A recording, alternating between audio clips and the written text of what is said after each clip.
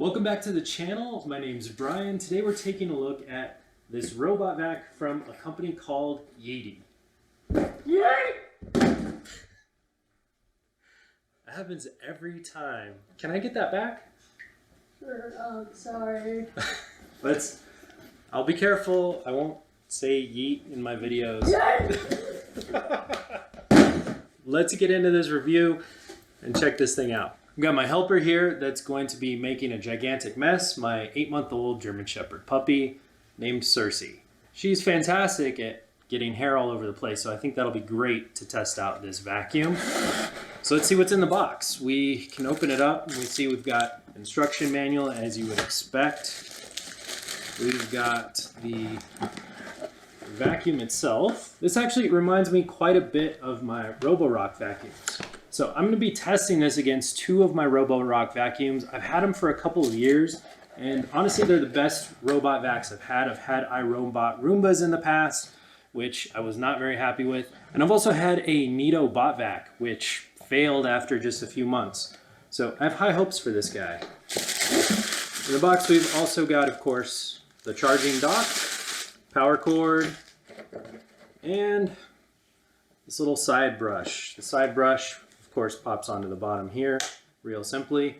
But what that does is that helps sweep things out of corners when it's going around edges and trying to get things out. Obviously, the first thing we have to do with a new robot vac is open it up and get it set up. Now, there's a nice big red on-off switch right here.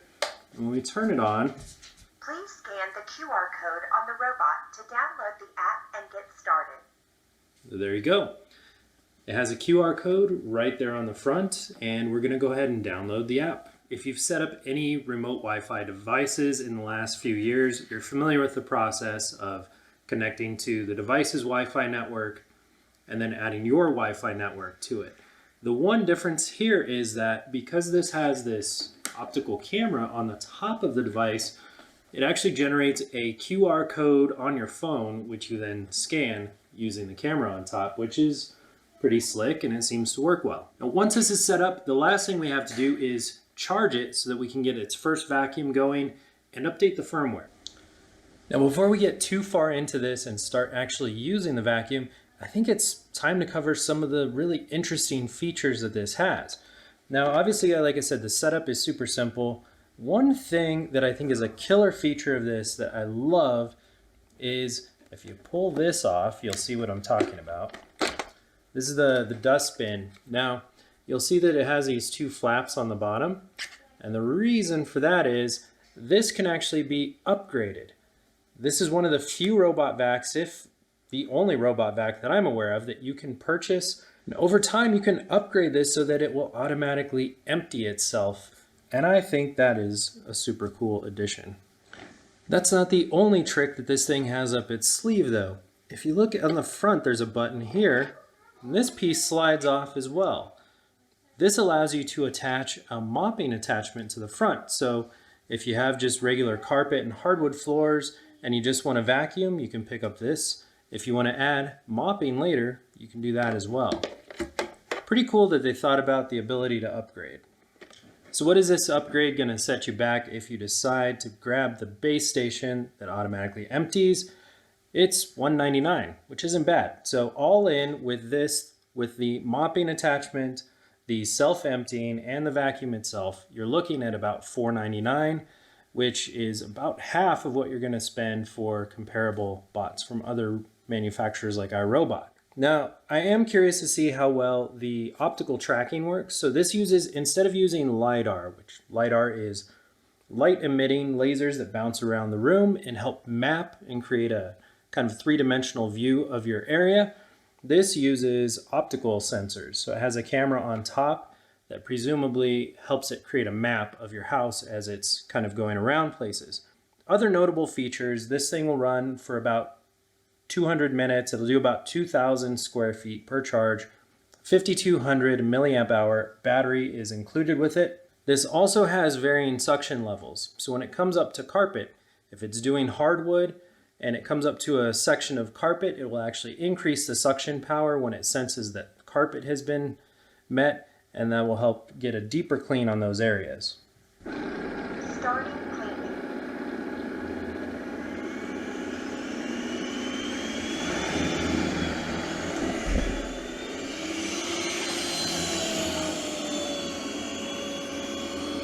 So we've almost completed the first full run of this. I say almost because I did start this on a partial battery, so it hasn't completed the entire first level of the house yet. Now, having said that, it does already have an almost completely full bin. Now, this does take 2 to 3 times running complete cycles throughout a single floor of your house before it builds a full map using its optical sensor on the top. It did have some troubles actually getting caught up on some things, curtains in my dining room notably. I'm hopeful that once it builds the map, it'll no longer have those problems. So that's the initial view of the Yeedi. Yay! Earlier in the video, I mentioned that the Yeedi has to go through and actually do 2 or 3 cleaning cycles before it's able to build a map. Midway through the first cleaning cycle, I got a firmware update. I think it was 1.24. And it changed things so that it's able to build a map faster. So just in that first cleaning, it was able to accurately build a map. Comparing that to what my Roborock was able to build with the LiDAR versus the optical sensor, they're very similar. So what are the conclusions we can draw after running this in the house side by side with my Roborock for the past week or so? Well, I think that the software for the Yeedi is higher quality. You get more options, it's easier to use. It automatically, when it's mapping, it breaks down all of your different rooms in your house for you instead of having to kind of manually create zones, which was nice. You can tag those rooms so that you can say, hey, just clean the kitchen or clean the living room, whatever. The cleaning aspects of it, they're both pretty much on par. The Yeedi has a slightly larger bin, which I like because it means you're gonna have to empty it less often. The kind of killer feature for this though is the upgradability. So you can add the mopping module, which this one has as well, but you can also have it upgradable to automatically empty for up to 30 days. And I think that's a killer deal for home automation.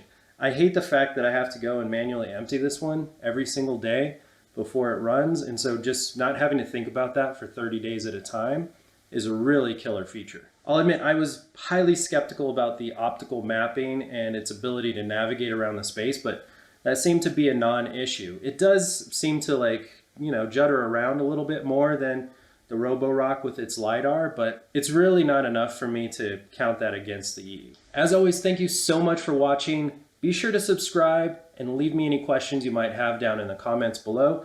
I'm going to drop links for both of these vacs so you can pick up your own.